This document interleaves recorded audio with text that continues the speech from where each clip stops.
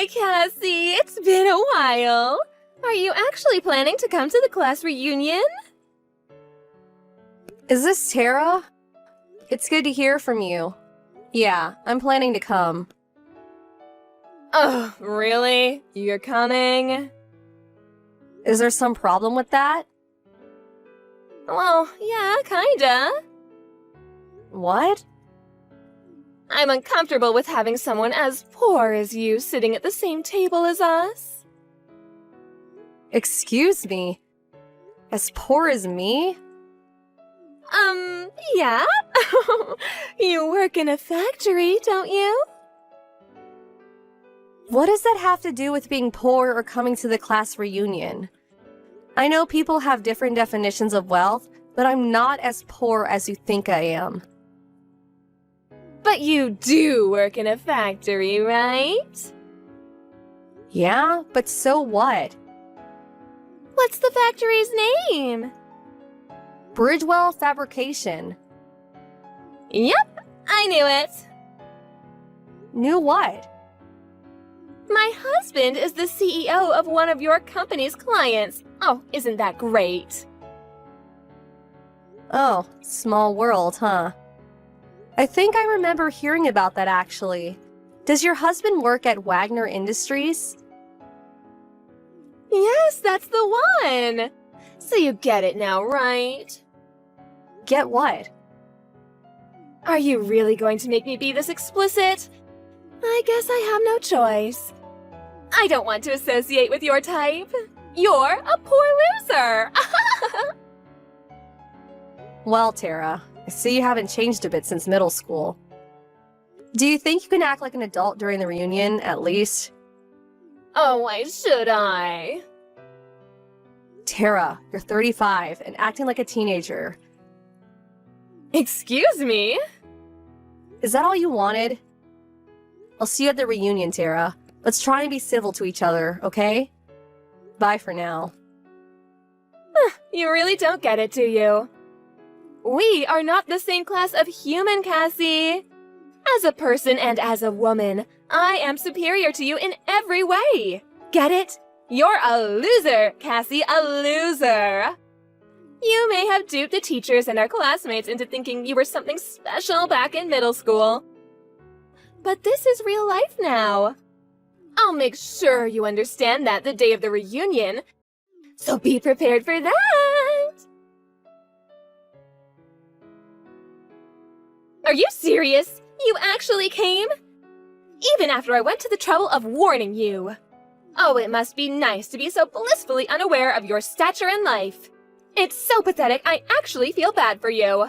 You seem like you need another lesson. So, I'll take this opportunity to show everyone here that I'm a winner and you're a loser.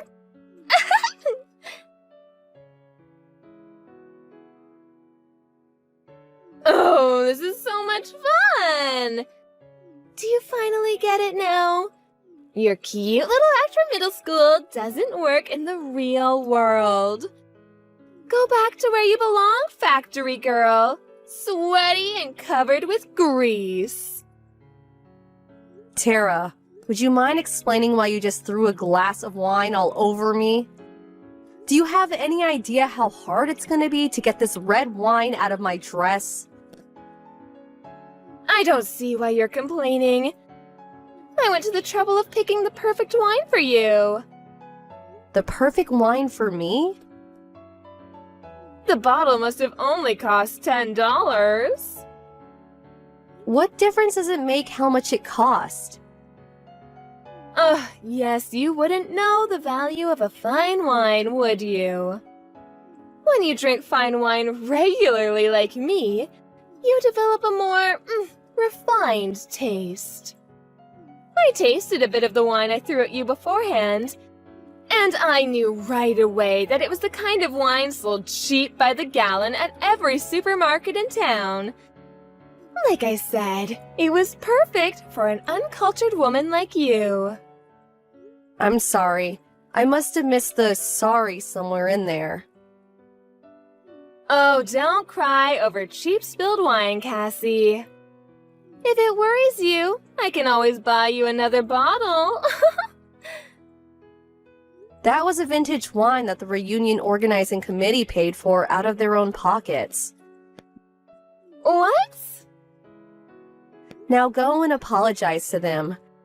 Do you know how much one glass of that normally costs? But in any case, let me ask you. Why did you throw a cup of wine at me? Aren't you embarrassed to be acting so immature? Me? You're the one acting immature. What are you talking about? I told you before. I'm married to the CEO of Wagner Industries, a client of your employer, Bridgewell Fabrication. I am aware. So what? So you need to know your place. You're nothing but a laborer for a subcontractor. Wait, subcontractor? Class reunions are for those who have actually made something of themselves. Not for manual laborers working for chicken feed. Do you have any sense of shame at all? Everyone staring at you right now can see you for what you are, and you don't even realize it. How immature can you be? Do you even know what that word means? I'm pretty sure they're looking at you because you randomly decided to throw a glass of wine at me. In any case, this is a class reunion, not a poorhouse. Go home! Well, I suppose I am now covered in red wine, so I'll step out for a moment. But it's odd that you'd be so confident in your position as the wife of a CEO. It makes me think you're not aware of just what sort of position your husband's company is in. Oh, you're pathetic. You really don't know what you've lost, do you? Just go home to your subsidized apartment. You've already done enough to ruin the evening. I'll let you in on some important information. Oh, what information could you possibly offer me? How to apply for an EBT card? You seem to be under the impression that Bridgewell Fabrication is a subcontractor, but you've got it completely backwards. Backward? We're the prime contractor. Wagner Industries is a subcontractor. What do you mean? I mean, it's not like one of our companies is the boss of the other or anything. But man, executive wives are really all alike, aren't they? When will you start making sense? Your husband's company is going under. What? What is the meaning of this? My husband's company is going bankrupt because of yours? How dare you do this to my husband's company? Were you just jealous of me living the life you could only dream of? But first, you need to explain one thing to me, Cassie. How did you become the CEO of Bridgewell Fabrication? So you talked to your husband then? Explain yourself! I'll go slowly, okay? First, your story about my company being the reason for Wagner Industries' bankruptcy? That's not entirely accurate. Not entirely accurate? We do have Wagner Industries make some of the parts in our products. But, and I take no joy in saying this, Wagner's product quality has dropped significantly ever since the new CEO took over. It did? It's dropped to the point that it's starting to affect our products. So we decided to cut off the contract after this year. After that, it was a domino effect of other companies reaching the same conclusion. And ever since the other day, news has started to go around that Wagner Industries is filing for bankruptcy. Well, that's impossible. It's not just possible, it's the plain and simple truth. I did what I needed to do to protect the quality of my own company's products. It's nothing personal, just business. But then, wait, how did you become the CEO? You must have played some dirty trick to rise up the ranks that far. Nope, no tricks. It's a really simple story, actually. Bridgewell Fabrication was founded by my grandfather. I'm the third-generation CEO. It's your family's company?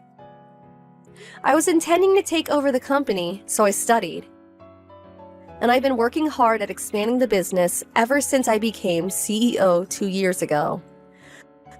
Well, that's... Well, I think that should answer all your questions. Can I go now? Oh, wait, could you hire my husband at your company? You want me to hire your husband? My husband has, well, earned the ire of his family for running his father's business into the ground. They said they won't contribute a cent towards the debt that he's incurred. So, you want me to give him a job? I'm not asking for much. He's got plenty of experience at the corporate level. He'd make an excellent member of the board of directors. No thanks. Why not? There are no open board seats at the moment. And even if they were, I'm not very interested in hiring someone who has consistently looked down on me for being a woman CEO. I'm not gonna hire someone who'd cause me nothing but trouble. Oh, but you have to! If my husband doesn't find work soon, I'm going to have to find a job. Huh, so you just wanted me to finance your preferred lifestyle. Well, I can't work. I've never had a job before. That does not surprise me at all. What's that supposed to mean? I'm done explaining things to you. I've had enough for this evening. Think about it yourself. Bye. My husband is suing me. Huh? I thought I could escape his debt by divorcing him. But he found out about my boyfriend, and now he's suing me for infidelity. Boyfriend? You were cheating on him? My husband is so straight-laced, I needed some excitement. What else was I supposed to do, be in a boring marriage? How could he sue me for this? I'm not touching that one. Why are you being so cold to me? I'm sick and tired of explaining everything to you. But I need someone to talk to. I'm blocking you. Wait, don't! Bye-bye.